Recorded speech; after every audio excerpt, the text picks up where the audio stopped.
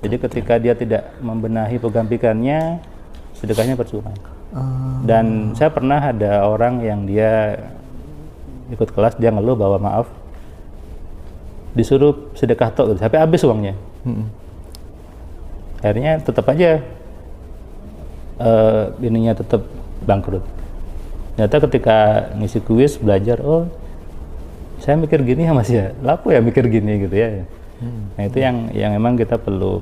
Kalau misal anak-anak AMC ada yang nakalan gitu, menggunakan jurus AMC untuk merebut pasangan orang lain gitu, apa yang dilakukan Mas Firman? Ya itu sama dengan kita buat pisaunya dipakai buat bunuh orang kan. Yang salah siapa? Pisaunya? Orangnya. Ya sudah. Meskipun bisa. Ada case-nya? Ada. Gimana ceritanya? Iya ada, dia dia suka sama seorang gitu ya, ini sudah pacaran sama ini, dia bilang mas aku mau ini gimana, ya sudah enggak apa-apa pakai aja. Sama ngelarang? Nggak mungkin. Nggak. Karena kalau saya ngelarang saya salah. Kalau saya ngelarang saya salah. Kenapa? Karena saya bilang itu nggak bisa. Saya bohong namanya. Oh iya. Karena itu bisa. Coba aja mbak. Urusanmu sendiri. Artinya itu bisa. Dan ketika dia nyoba, bisa mas ternyata, ya sudah. Dalam waktu berapa bulan tuh? Ada yang 1 minggu. Bahkan ada yang lucu, banyak nih ya. Laki-laki nih, bapak-bapak biasanya nih. Ada case, dia waktu di kelas nggak ngomong gitu ya. Dapat 2 minggu telepon saya, mas aku nyoba ke mantanku mas. Dateng mas. Terus caranya biar jauhin, caranya balikin pi. Embul pak, balikin mana tuh? Lah saya manggil siapa lu? Kemarin tak telepati, datang mas. Terus piye gitu, embul lu. Nah kadang seperti itu kan, tidak apa. Itu bagian dari cara kita eksperimen untuk sampai di titik bahwa pikiran kita luar biasa. Ini mas, ini kan ramai tutorial telepati di medsos kan banyak ya. Apa tuh namanya, membayangkan. Si dia sudah kelihatan di depan wajahnya dan lain sebagainya dalam kondisi yang sangat rileks. Itu benar apa enggak? Itu benar. Tapi yang buat jalan bukan itu. Apa? Tadi pikirannya selaras sama pesannya.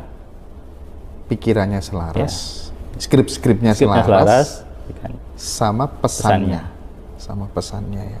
Makanya saya pernah buat video YouTube bahwa membayangkan itu tidak penting. Memvisualisasi nggak penting. Semua orang bisa membayangkan. Masa harus meremsik baru bayangkan? Enggak. Makanya nggak penting bayangkan itu. Bayangkan nggak penting mas. Oke.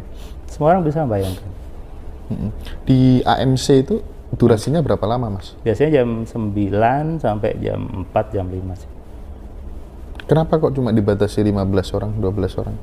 Karena saya juga sebagai dosen, saya tahu ketika mahasiswa saya waktu kelas banyak gitu ya, sing buri-buri itu nggak wis turu biasanya. 2 bangku di depan. Yang di depan tuh sing perhatikan, sing buri bablas wis gitu ya. Yang belakang sudah lepas. Dan itu saya nggak suka gitu ya, nggak mau seperti itu. Karena kita belajar AMC bukan belajar lompat-lompat, bukan belajar teriak-teriak, bukan belajar nangis-nangis. Kita belajar bagaimana menerapkan rumusnya. Saya akan datang satu-satu ke peserta untuk ngecek wis bener apa enggak. Sehingga kalau banyak ya saya capek kan. Ada pertanyaan, Mas, andai kata aku ikut kelasnya Mas Firman, karena saya lama belum punya jodoh, bisa nggak Mas Firman nerapi saya di kelas itu gitu? Ketika kita belajar AMC, kita nggak butuh lagi yang namanya nerapi-nerapi. Nggak butuh? Nggak butuh. Karena kalau kita menggunakan kata nerapi dan terapi, sama aja menyerahkan diri kita ke terapis untuk diprogram. Harusnya kan diprogram dewe. Program sendiri. Kenapa saya buat AMC? Supaya setiap orang bisa memprogram sendiri keinginannya. Tidak ikut datanya orang lain. Oke. Tidak mungkin ketika kita terapi dan sebagainya, pasti ada ikutan datanya si terapisnya untuk dimasukkan ke dalam klien. Itu yang sebetulnya saya ingin ini, bahwa kita bisa kok program sendiri, kita bisa ini sendiri, nggak perlu terapi. Tapi kita belajar terapi sudah, oh iya ternyata gini ya gitu. Semari. Nah, ini kalau kita lihat YouTube mas, itu ada komunitas ya, dia punya anak yatim banyak gitu ya. Terus setiap hari di YouTube-nya testimoni gitu ya, dengan menggunakan visualisasi segala macam gitu. Ada yang sudah sedekah ke situ. Ternyata ada yang berhasil dan ada yang tidak berhasil. Apa yang membuat berhasil dan tidak berhasil? Oke, pasti nanti kalau dia suruh ngisi kuis bakat kaya, yang berhasil yang nilai kuisnya bagus. Yang memang mau uang. Oh, iya. Yang satu yang nggak mau uang. Problemnya bukan di metode. Bukan di sedekahnya. Jadi bukan salah sedekahnya, enggak. Jadi yang buat berhasil karena yang satu emang suka sama uang, satu enggak. Berarti meskipun kemudian sudah dia oke, kamu tak kasih amalan sedekah setelah subuh, sedekah Jumat barokah, tidak akan semua orang bisa. Betul, ya. Dan akhirnya percuma. Karena itu sesuai programnya sendiri-sendiri. Betul, ya. Oke. Dan percuma akhirnya. Keren. Jadi ketika dia tidak membenahi program pikannya, sedekahnya percuma. Dan saya pernah ada orang yang dia ikut kelas, dia ngeluh bahwa maaf disuruh sedekah tok gitu, sampai habis uangnya. Akhirnya tetap aja ininya tetap bangkrut. Ternyata ketika ngisi kuis belajar, oh saya mikir gini ya Mas ya, laku ya mikir gini gitu ya. Nah itu yang emang kita perlu tahu, perlu dalami seperti itu. Kan banyak komentar itu Mas Firman tuh laduni itu gimana tanggapannya Mas Firman? Saya nggak tahu Mas, definisi laduni itu apa, saya tidak tahu. Lah itu tidak, duni itu dunia. Angit berarti. Saya tidak tahu definisi itu. Tapi ada nggak Mas case, Mas aku udah ikut AMC tapi kok aku masih gini ya Mas ya, hidupku masih gini-gini aja ya? Ada nggak? Itu gimana? Ada, makanya saya di AMC karena tujuan saya untuk merubah gitu ya dan membangun kesadaran, sehingga setiap bulan saya ada pertemuan. Jadi rutin untuk ini loh gini-gini lagi. Setelah sekali pertemuan baru dia oh ternyata maksudnya gini gitu. Dan itu hal yang wajar ketika kita dapat sesuatu yang baru, program lamanya kan masih bentrok nih. Nah kita perlu luruskan lagi, kita perlu didikan lagi. Dan saya open-open aja ketika ada teman-teman AMC yang waktu itu orang Jakarta pas ke Surabaya, Mas ketemu ya monggo gitu. Ketemu di mana aja. Iya, saya berharap juga begitu karena saya tahu yang disampaikan Mas Firman ini kaitannya sama penyadaran, sehingga saya besok-besok kemudian Mas saya ketemu lagi ya. Nah, gitu. Oke Mas, orang Barat itu sekarang udah bikin IA Mas. Kita masih sibuk cari kota Mas. Betul. Gimana itu Mas?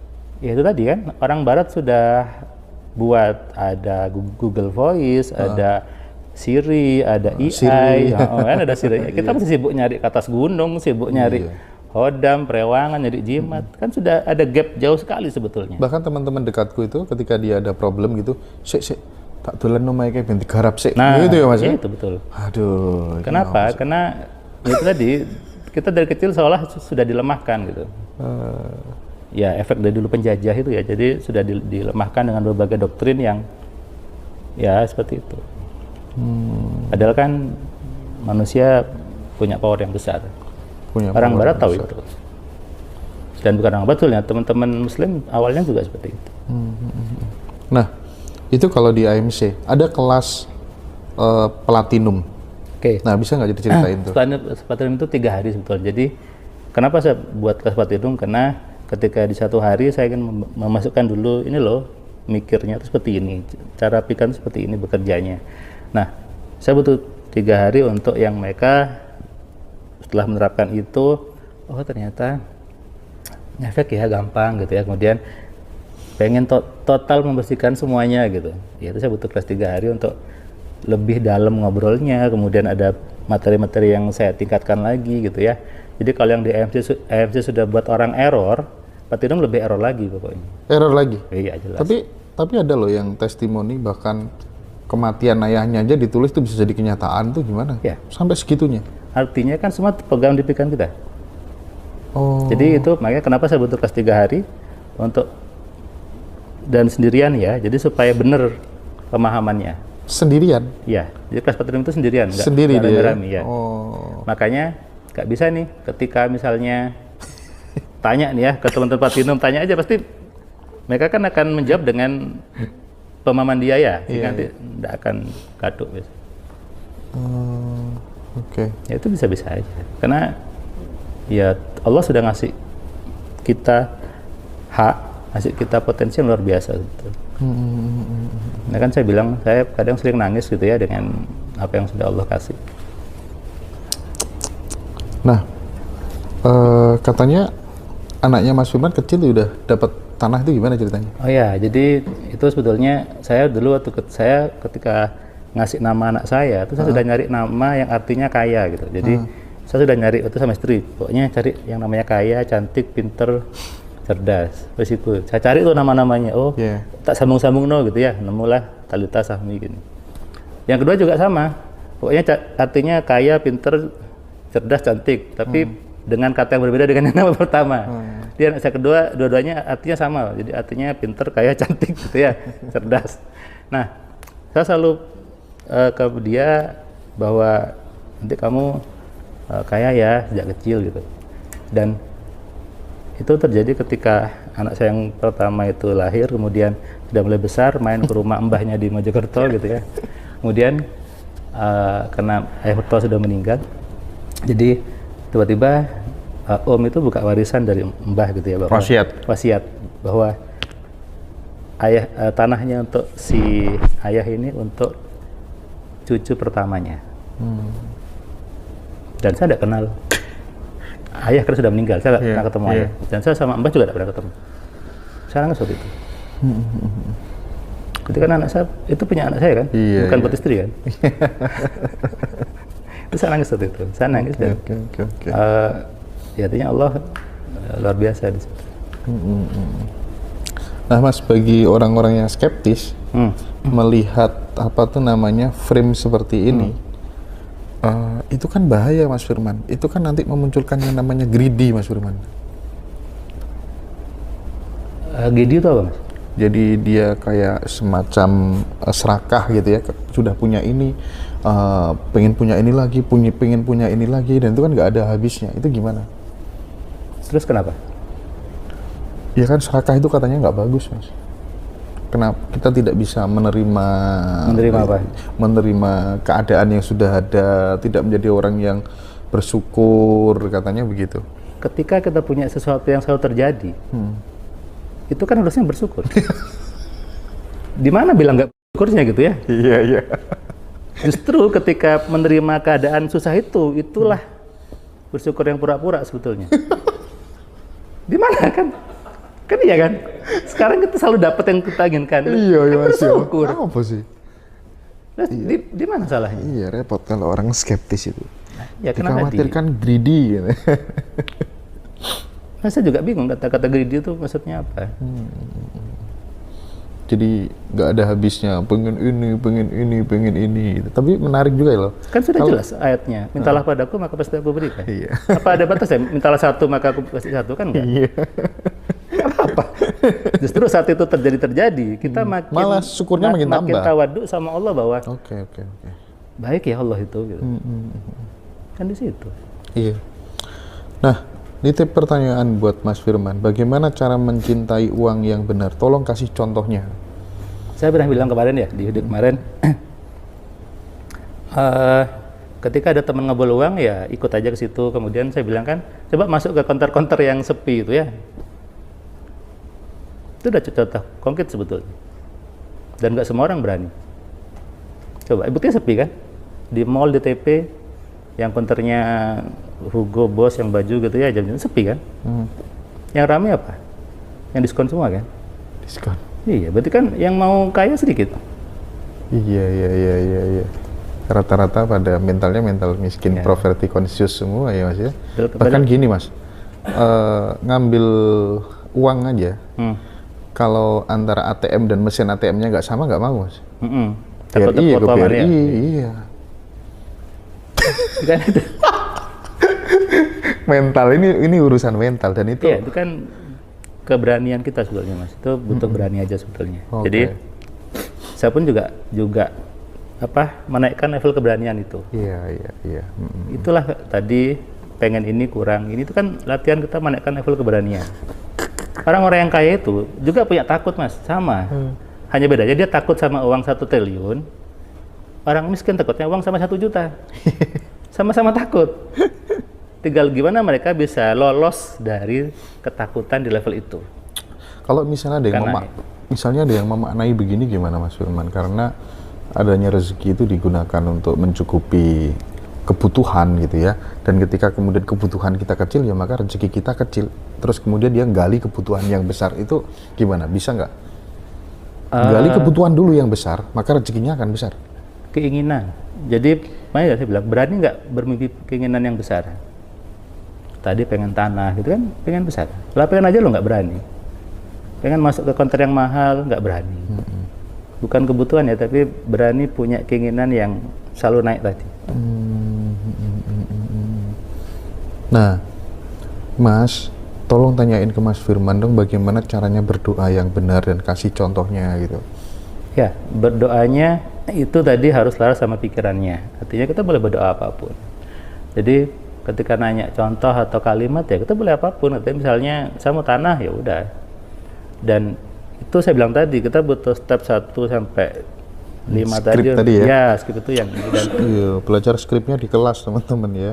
Karena atau kalau di buku itu sudah jelas belum kira-kira? Di buku 10 keajaiban itu saya ingin membangunkan. Saya kemarin baca beberapa komentar gitu ya. Yang ada satu komentar yang saya sempat juga buat nangis ketika baca. Mas Firman, saya dulu nggak pernah sholat karena saya anggap Allahnya salah. Ada tuh Mas di komentar tuh Mas. Iya. Salah. Tapi setelah baca buku 10 keajaiban pikiran, saya sholat. Kenapa? Ternyata bukan Allah yang salah, saya yang salah. Iya, saya baca. Ada, saya baca ya. Nah, saya baca itu. Di situ kan, jadi di situ saya ingin membuat sadar bahwa ojo nyalah Gusti Allah gitu. Jangan anggap Allahnya yang nggak ngasih, Allah yang ngasih ujian, enggak. Terus sampai mutung rasolat, mutung Jumatan gitu kan, gara-gara percuma Jumatan nggak dikabul juga gitu kan, percuma nggak sholat, nggak gitu. Itu yang dialami motivator besar, ada yang kayak gitu juga. Iya, dia nggak mau tuh karena bukti ketaatan dengan yang saya terima itu tidak linear. Nah, tidak, betul. Padahal bukan ketaatannya nggak linear.